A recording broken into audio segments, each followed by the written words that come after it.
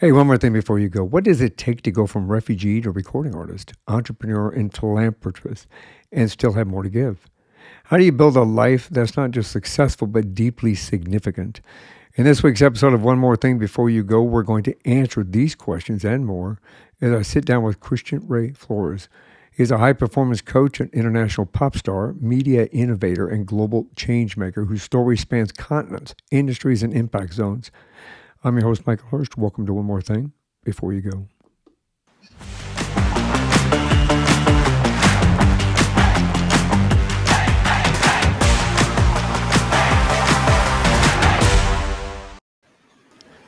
Born in Chile and raised across country, Christian's early life was marked by displacement and reinvention.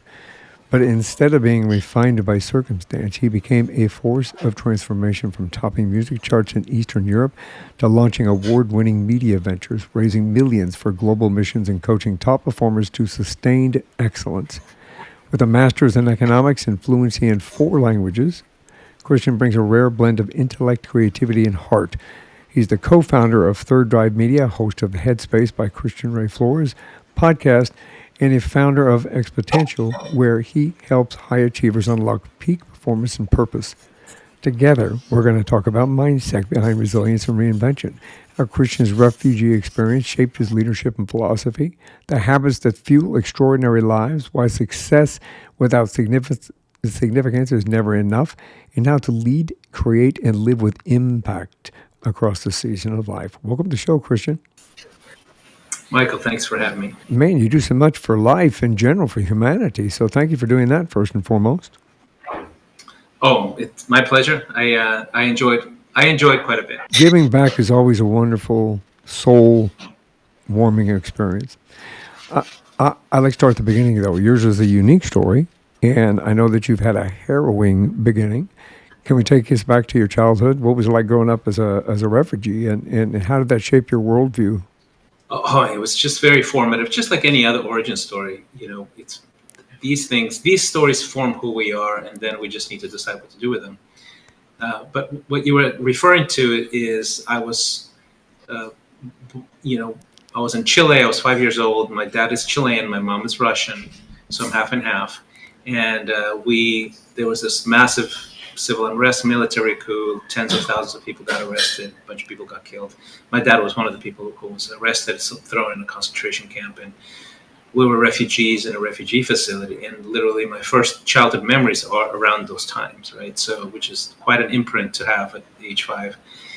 And basically what happened then, it really influenced my formative year even beyond that, because we got asylum in Germany, went back to Russia for a bit, went to Africa. By age 7, I basically changed 4 countries and 3 continents. And even in Africa, there was a civil war that happened like a year in. And there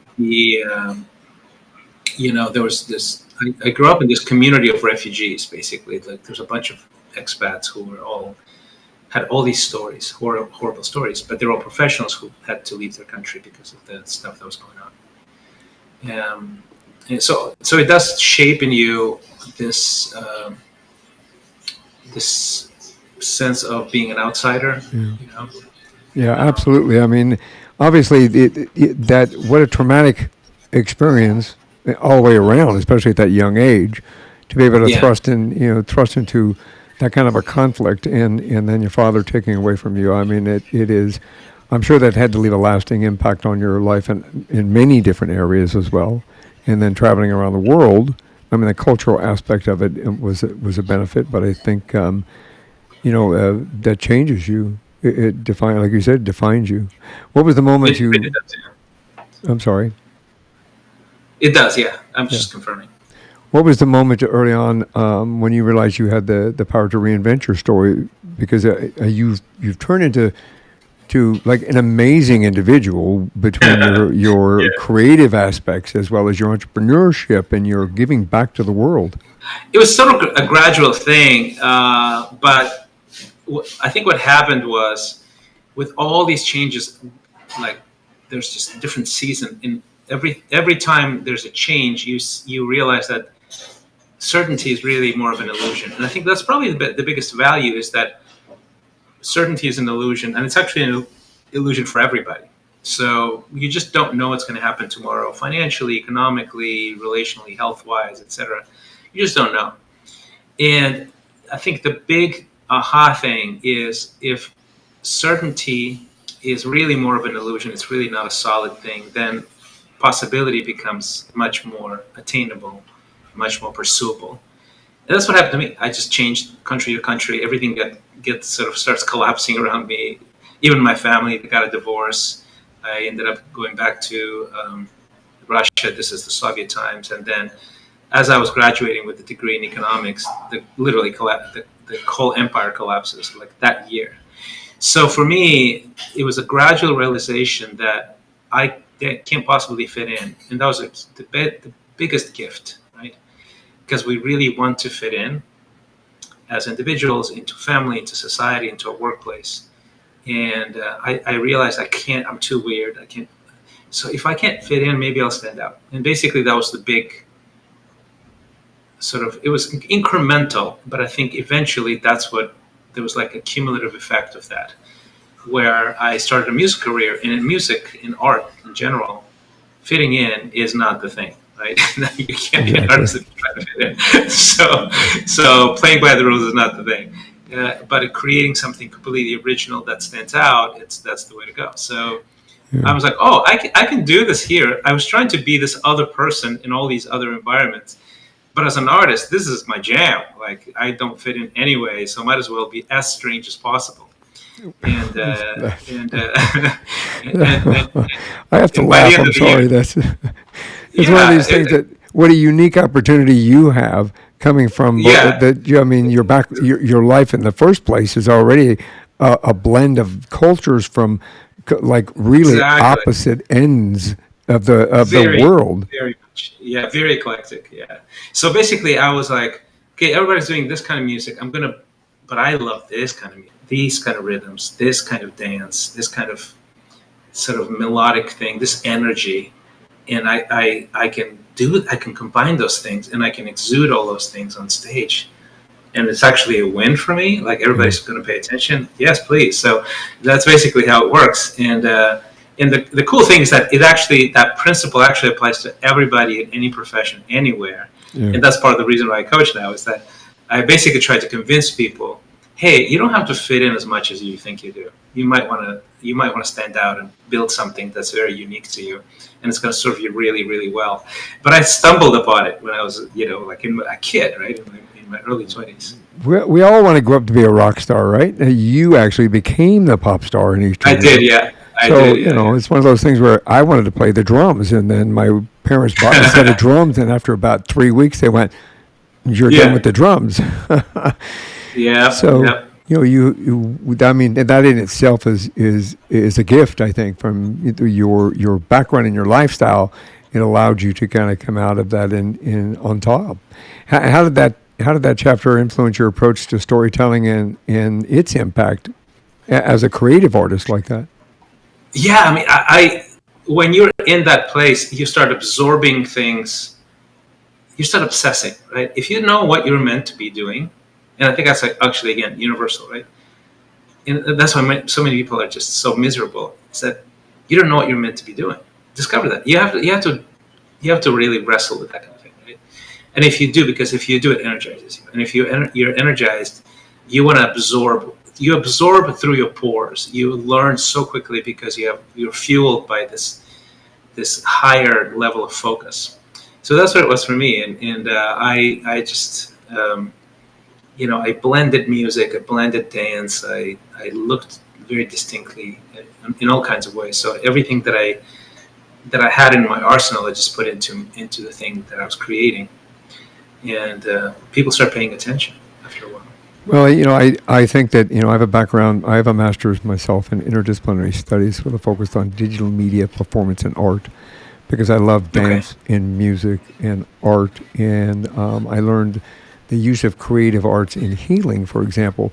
And what I learned in that, and I'm sure you'll agree with me, what you just said kind of emphasizes that music and dance are universal language. Oh, totally. They're probably the most spiritual, because there's no cultural context. It's pure emotion translated directly. Yep. So there's no language barrier, for example. If it's melody. And storytelling. I mean, that you get from Storytelling. music and dance will give you story, and you can walk away with. And eventually I started studying it, obviously, right? So eventually, a lot of it was intuitive in the beginning, and eventually I started studying it. And then in subsequent careers, which is marketing, and I had a production company that we did music videos in music production in Hollywood. And once we moved to the U.S., a lot of the stuff that I was pitching people, artists, was story heavy, very story heavy. Right. Not just flashy visuals, not just imagery, but there's a storyline and there was a structure to it, and people didn't know why they were attracted to it, but it was the story, of course. So what led you from music into entrepreneurship and media innovation? I appreciate that. Was it a natural evolution or a conscious pivot?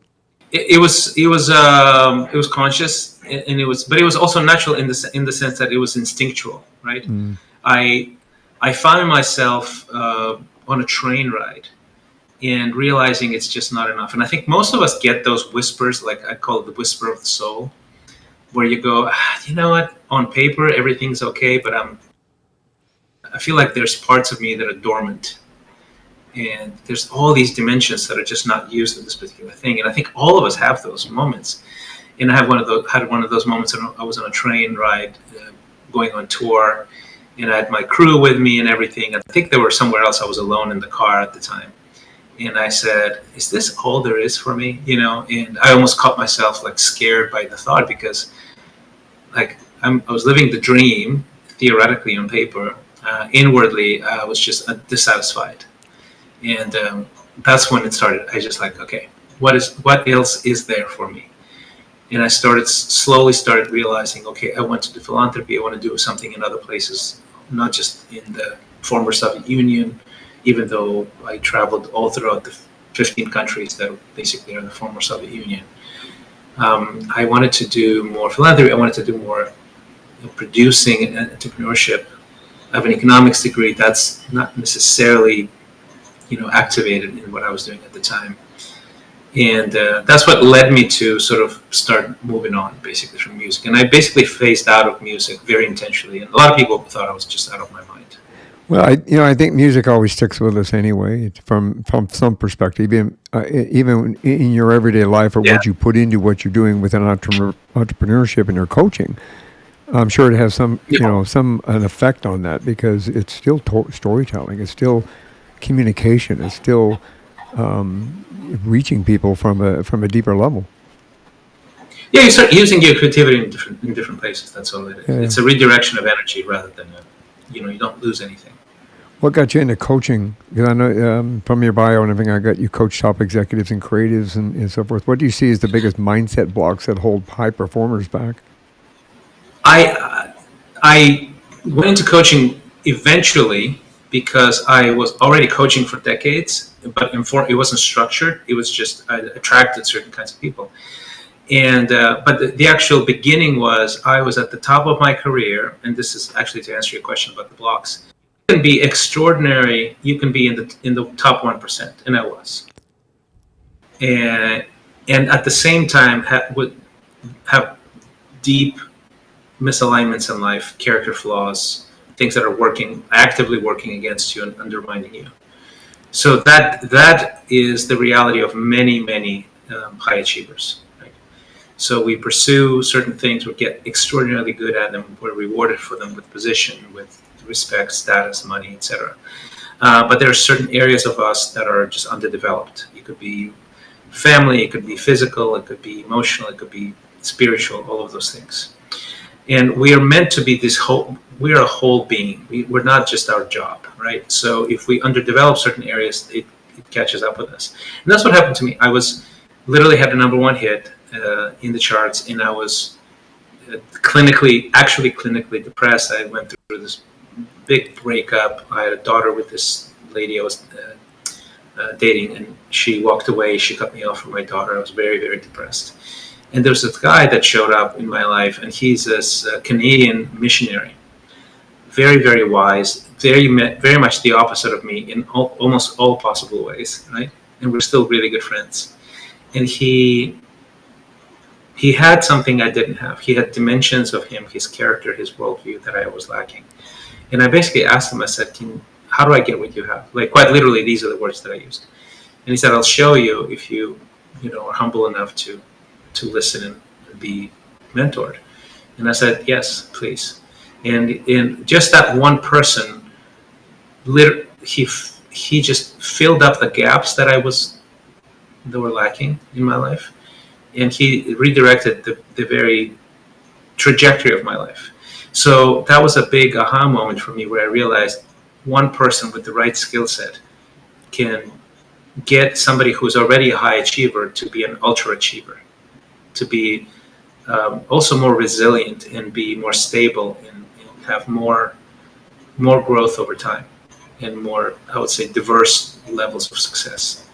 So I started coaching. People started asking me for coaching on a very informal level, and it was like, because I think it was part of it was the circles I was running in, but so was entrepreneurs and athletes and artists and people like that, Olympic athletes, and I was pretty connected, and I would talk to them, mentor them, and sort of walk with them a bit, and they would be transformed. And I didn't think of it as a professional, even a coach, because I don't think we even had the term yet at the time. It wasn't popular. But that's what I was doing functionally. So eventually, I started looking at it and going, I've done this. The coaching feels like the right season for me.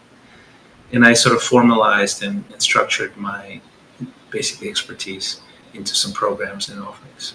And I think that that's brilliant, because you had the opportunity to meet somebody that actually changed your life to a significant perspective that allowed you to kind of recognize something. We don't always have that opportunity. And sometimes it's late in life, sometimes it's early, sometimes we get lucky. And I'm guessing that, even in trying to define peak performance in anybody, because like you said, you're at the top of your game, and you still, I know there's a lot of creative artists that have depression and other issues anyway, low self-esteem, or that I failed, or something like that line. Do you think that, or do you have the opportunity to help individuals like that who are seeking to stay at that peak performance, to have more significance and success in what they're doing? Yeah, so it's basically two modes. One is just a very sort of broad high performance, right? So it's this ongoing, I'm going to sort of teach you how to level up multidimensionally, right? We use this tool called the radar, the exponential radar, and it's 7 dimensions, and we score ourselves in the beginning and ongoing, and then we can track these things. And these are dimensions that are actually quite predictable, measurable, that can get you from being sort of high performance but really unstable or up and down to high performance consistently every day, peak performance, and you can literally just be so at the maximum of your capabilities. So that's one mode, is ongoing high performance coaching, and that's mostly weekly calls, follow-ups, things like that. And then the other the program that I have that is a little bit more specific, it's basically about personal brand development. And it sort of goes hand in hand. Not everybody who wants high performance wants a personal brand, but to have a personal brand, to basically become known and respected in your field and trusted, you do need high performance for that. So there's just there's no shortcut there. So I have a program that basically walks you from zero to a brand concept and a business model that can monetize your talents, your intellectual property, in about 9 weeks. And so it's very, very specific, very structured. I always have trouble with this word. Forgive me. Philanthropic. Yeah, it sounds like a fancy word. People say charity, and even my wife's like, you're not a philanthropist. These were like robber baron types. And I still like the term, because it comes from the Greek of loving people. Philos and anthropos is loving people, lover of people. And I like the word a lot, even though maybe it's sort of lost its original meaning. Well, it's a little tongue twister, just a yeah. Maybe it means a little bit of more of a Silicon Valley sort of Bill Gates kind of person. I'm not that person. Exactly. What does that drive your commitment to service, to help other people and helping them to move forward? I had this interesting this awakening to philanthropy that was almost like had like two stages in it. What the first one, I just grew up in the third world, right? So Right. I have deep experiential childhood knowledge of living in some of the poorest areas on the planet. Like extreme poverty. Mozambique, the place that I grew up in, still has a population. 70% of the population live under $2 a day, still today. And so I have this, like it's in my blood. I know it Right. deeply, not just from TV. But for some reason, I didn't have this sense that I can do something about it. I just was like, well, that's really sad. And then eventually, when I was rising as an artist, before I was rising as an artist, I watched this big thing in the 90s, I believe it was, called Band Aid. And it's all these British artists fighting against hunger in Ethiopia, and they did this massive show, and the Wembley Sports Arena raised crazy amounts of money. But I was in that space, and I was just beginning, and I thought, wow, you can do that. You can use your platform, your influence to help the poor. That's crazy. And then there's another project called We Are the World in America, which was a response to Band Aid. And Quincy Jones and Michael Jackson did it all, and they raised a bunch of money as well. And that really put a seed of, oh, if I make it, maybe I can do that. And so that was another awakening. And then the third one is I became a Christian, and I was an atheist my whole I grew up atheist. My parents were Marxists, right? So like there's zero spirituality. I don't know anybody who is a believer in anything. And then I met this missionary and became a Christian. And I had a friend, his name is Sean, and he had a charity. He's an American guy living in Russia. And he was doing work with orphans. And Sean, just as a person, was sort of the embodiment, right, of Christian charity. And I observed him. He would take me to an orphanage, and I observed him interacting with these kids. And my heart just melted. And I was like, that's it. I'm all in.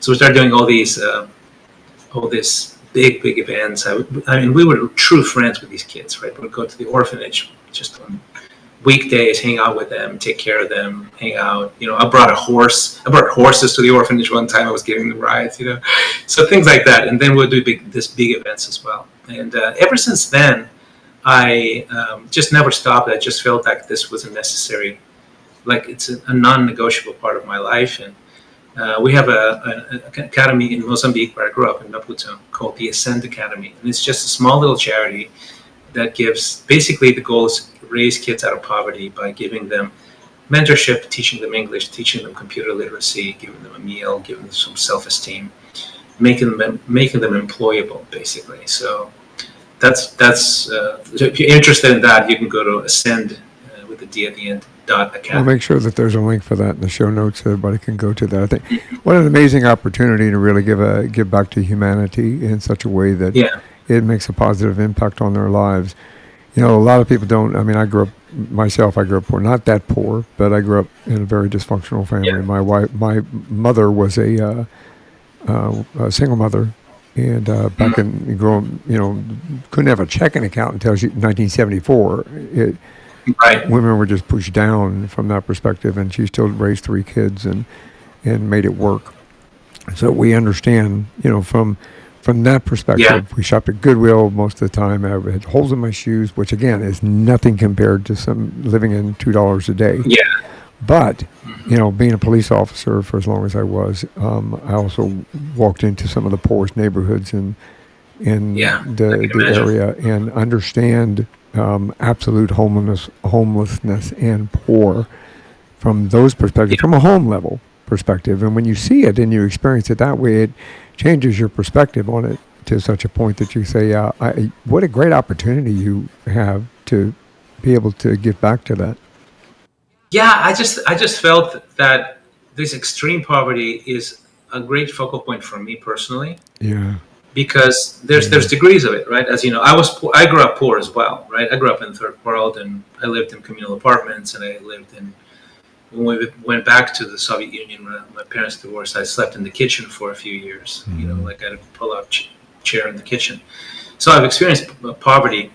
The reason I chose Mozambique in that specific area is because I felt that I have this particular sort of resonance. It has a resonance with me that there's an economic ladder that anybody can climb, right? Yep. And you can lift yourself up from dire straits and everything. And we've done it, and you've done it. We've seen many people do it. But then there's a level of poverty where you can't really reach even the lowest rung of the ladder. So you can't climb because you can't reach even the lowest rung. So there's nothing to climb. And to me, that was a really good focal point, because I was like, okay, these kids, they basically live in the slums. They literally don't know anyone. They don't know one person who's a professional of any kind. They can't use computers. The school they go to does not offer that. They don't have computers. And they don't know the basics of, they don't have sort of these tools, the skills that are elementary to be able to be employable.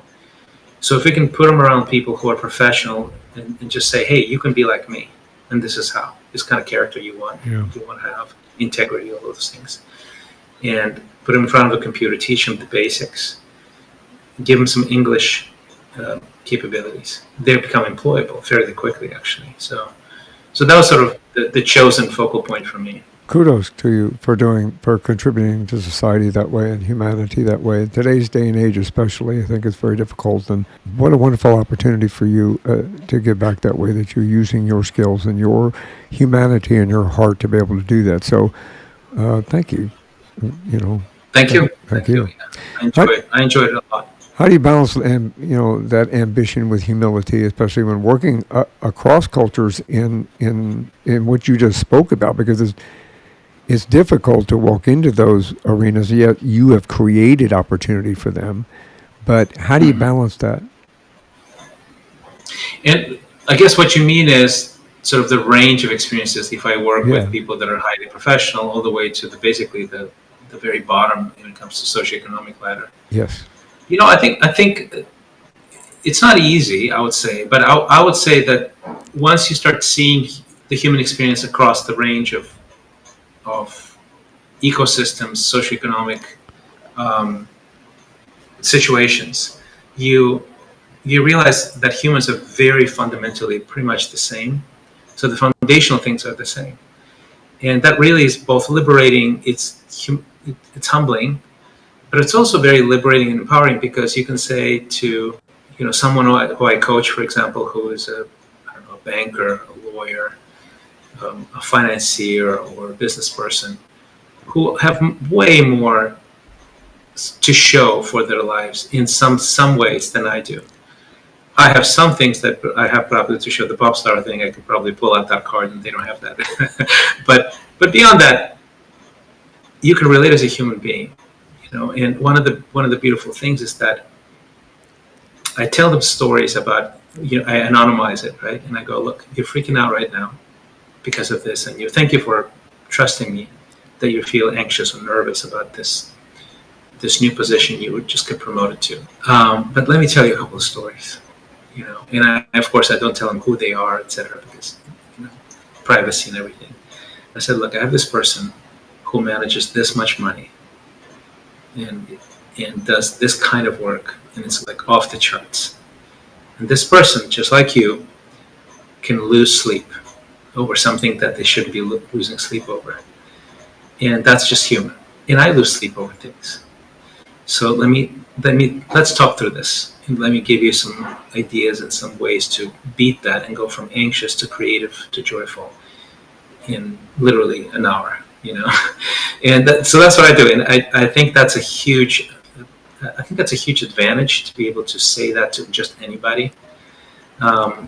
And that is because I have lived like 3 lifetimes, Yes. So that's an added bonus, I think. It's interesting when you observe individuals from all of those socioeconomic levels that they are. Some of them have never actually felt or seen, other than on maybe TV or film, those kind of situations, really deeply understand how far somebody down has gone and how far. But then again, how far you have the opportunity goes for you to be able to contribute to making an impact on people. How did Exponential start? What was inspired that creation? I was sort of I was dissatisfied again. I was dissatisfied with the things that I was doing, and you can go on paper. Really, you're dissatisfied. Come on, Huh. like you're doing this and this. It's probably pretty good on paper. But something again, trust the whispers of your soul. I'd say to people, because there are seasons that shift and ebb and blow and flow, and you can feel that maybe you should redirect your energies slightly, or adjust them, or calibrate them, and that will be better for you, for the people you serve. So for me, I just realized that I'm at a season in life where the best value out of me is teaching people and training people, so that they can build their thing, whatever it is that they're building, and that is the highest value of all the things that I can do. I can do quite a few things. I think that's the highest value, and also it's the highest level of joy for me, Right. and something I can see myself doing for the next 20 years. Basically, that's sort of what prompted it. What transformation do you hope it sparks in others? Obviously, you want everybody to reach a level, the same joy that you have, and the same confidence that Yeah. you have, and the same opportunity that you have. Well, specifically, I want people to not. How should I put it in a way that it doesn't sound cocky, but we're given a playbook all our lives, all kinds of playbooks, right? This is how you do life, and these playbooks are for our own good. Like, don't play with matches. That's a playbook, right? Don't be rude. Be a nice Yes. person. Have integrity. So, like, you have all these playbooks, and they have collections of playbooks. And what happens as you mature and you gain mastery in what you do, and sometimes it's mastery in 2 or 3 different things, is that somehow you still play by somebody else's playbook. And I think that's what a lot of people are experiencing. It's this dissonance between, I have something to offer, but I don't have a way to offer it my way. And I feel it, and maybe the money is okay, maybe the status is okay, maybe things are on the surface, but there's just something off. It's just not all of me is here to do the thing that I'm supposed to be doing. So my sort of internal slogan is like, you burn the playbook. You have to learn how to burn the playbook and own your own game. And when you own your own game, you become undeniable. And that could be applied to an entrepreneur. Yeah, an intrapreneur is somebody who becomes more creative inside their company and their career path. A socialpreneur is somebody who has a nonprofit, or a pastor, for example. But that same core shift, that's the shift that I want people to want to make. And I think when I speak in those terms, people know exactly what I mean, right? That you have this playbook, it just doesn't feel right to you, and you don't know what to do with it, right? And I think you need to burn it, and you need to create your own game, and that's scary. Yeah. So I'm going to teach you how to play in your own game. Well, I think that we all have these expectations of what we're supposed to be, and sometimes we're given ththose expectations. I think you'll agree with me. Yeah. We're given those expectations by our parents, or our grandparents, or our wives, or our husbands. We have those expectations. You're supposed to go to college, get a good job, have a house with a picket fence, and a dog and a cat and 2.5 kids, and success and et cetera, et cetera. That's right. Yeah. We all Yeah. our placed expectations are on us, and I think I like the way you put that. We're given that guidebook. We're given that line. Say, you will do this. You will do this. I know that Yeah. there are people that, and I've spoken to other actors and other creatives, that their parents said, that's not a real job. You need a real Yeah, job. that's exactly it. Yeah. You need to go do this. You need to go be a banker. You need to be a doctor. You need to be a pharmacist. You need to be a lawyer, kind of a situation. What you're doing is not a real job. So throwing that guidebook out, I think, I like that approach. What an opportunity. It is, and here's the surprising thing: throwing the playbook away, burning it, is associated with chaos. Yeah. Right? With, okay, I'm going to die alone under a bridge, kind of. But the truth is, in the modern era, right now, 2025, as we record this is actually the best way to flourish and to prosper professionally and financially. You can actually make way more money have way more impact and be much more future-proofed, than by holding on to the playbook that doesn't apply anymore because the playbook has changed. I agree with you, and I think that we as a society and culture need to really understand that the playbook can change. COVID did that, I think, to us. You can create your own game. That's sort of the point. The idea is that first of all, you need to be comfortable with burning the playbook, Yes. and that's very painful and scary and stuff like that. The second point is, how do you own your own game? What's the game? The rules? Yeah. How can you build something on the expertise that you have? That's basically what we do. Is we help you go from zero to a brand concept and a business model in about nine weeks, and then Which is, yeah, COVID didn't give us the choice. yeah. Now you have a choice. You have a choice. You can build something. You have a choice. and You have a choice. Or you can build, because basically we spend 8 hours a day building somebody else's kingdom. So maybe you spend 8 hours a day building somebody else's kingdom, and then 2 hours a day you figure out a way to build your own. Yes. And then eventually the 2 hours are 3 hours, 5 hours, and 8 hours, and then your kingdom replaces the other kingdom, and Yeah. now you have the game. And that works. You dictate the rules. Makes life much better, much better balance. And you have a Yeah. podcast that talks about that, don't you? Yeah. I have a podcast called. I actually renamed it from Headspace to the Exponential Edge podcast, XE, and it's all about that. It's about basically how to take the expertise that you have been gifted with, the life, even the experiences, and create something that serves more people in more places. Which is great. I mean, I've listened to it. It's a wonderful opportunity. I love the word opportunity. You probably figured that out. We all have opportunity. We have a choice in life. We can move forward. We can move backwards, or we can stay stuck where we're at. So I use that word opportunity a lot because we're presented with opportunity. We just have to look for it, kind of a situation. You also wrote a book. Oh, I did. Yeah, it's called The Little Book of Big Reasons to Love America. It's on the screen now. Yeah, that's a completely it's non-related to my coaching thing, right?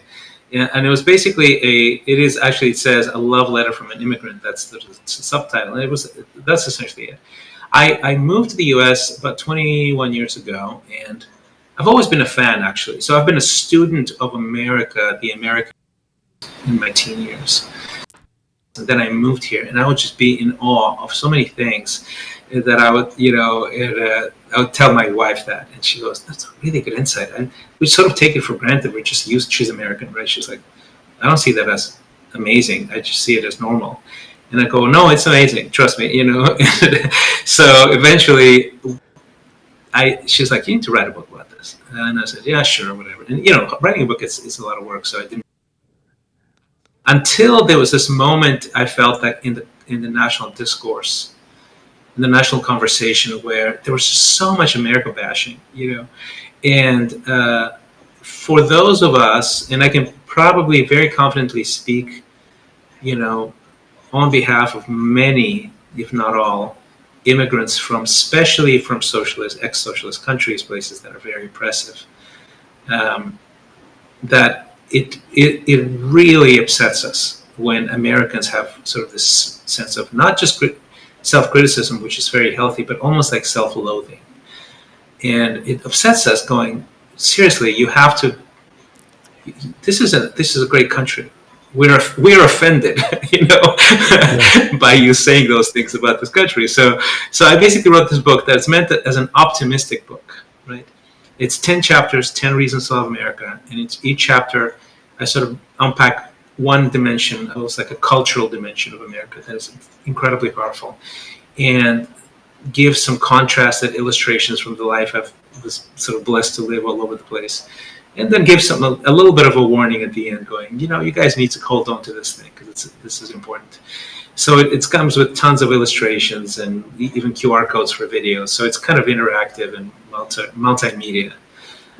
So that's basically the project. Well, and I appreciate that from an American, because I think that we need to stand up more for our principles, our democratic society, and value the immigrants that are here. So our families have all been immigrants coming here. Every one of them. Exactly, My grandmother on my father's side, an immigrant.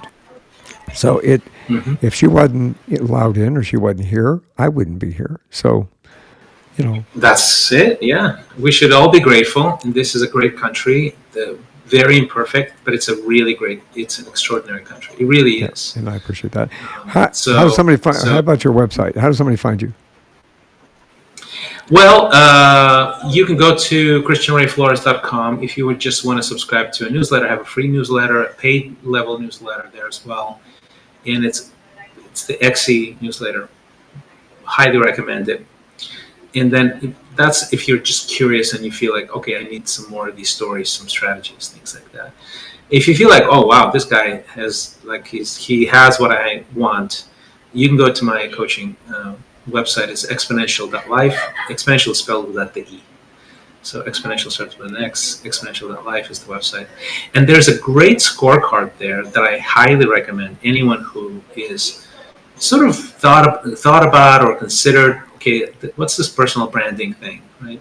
There's a scorecard there that's free. It takes about 5 minutes. You answer a few questions, and it gives you a really great report. Okay, if you want to build a personal brand, here's where you're good. Here's where you need to grow a little bit.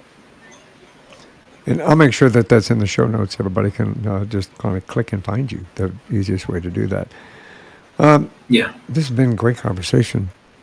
I really appreciate what you do in life, what you bring to humanity. So thank you for being here, first and foremost, Christian. I'm grateful for that you're in this world. Michael, an honor. This is one more thing before you go. Words of wisdom. If someone's listening, feels stuck between success and significance, maybe what's one habit or mindset shift they can start with today?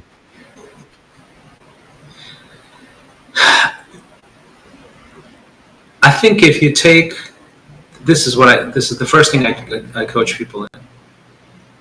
If you take the first hour of your day and do nothing else but do these three things are going to start shifting for you.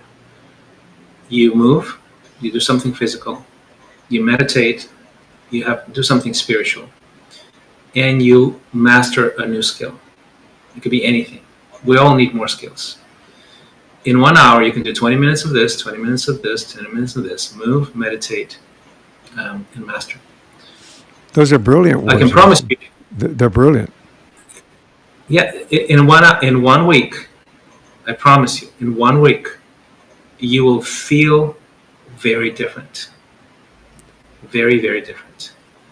And it's just the beginning. So that's one thing I know you can do like right away. And in 1 week, you'll feel. So I appreciate you connecting with me, and thank you very much for sharing your journey with us, your wisdom with us, and the opportunity for us to be able to grow and get better and contribute to society in a positive way. So again, thank you for being here. Thank you, Michael. Christian Ray Flores reminds us that greatness isn't born from ease, it's forged in reinvention. His story is a masterclass in building a life that transcends titles, industries, and borders. From refugee to recording artist, entrepreneur to philanthropist, I got it that time, to philanthropist, Christian has shown that resilience is not just survival and strategy. Reinvention is not escape, it's evolution. Significance is not luxury, it's a calling. In a world obsessed with metrics and milestones, Christian invites us to ask deeper questions. What impact am I making? What legacy am I leaving? Am I living a life that moves others not just forward, but inward? So if you've ever felt the tension between success and soul, if you've ever wondered whether your story could be rewritten, let this episode be your blueprint to rise, to reinvent, and to live exponentially. That's from Christian. That's a wrap for today's journey. If something sparked your curiosity, inspired, or moved you, share it, subscribe, and stay connected. You can head over to YouTube, catch the full video version. And remember, you're not just listening, you're part of this story. Until next time, keep seeking, keep growing, never stop asking. One more thing before you go, and thanks for tuning in. Thanks for listening to this episode of One More Thing Before You Go. Check out our website at beforeyougopodcast.com. You can find us as well as subscribe to the program and rate us on your favorite podcast listening platform.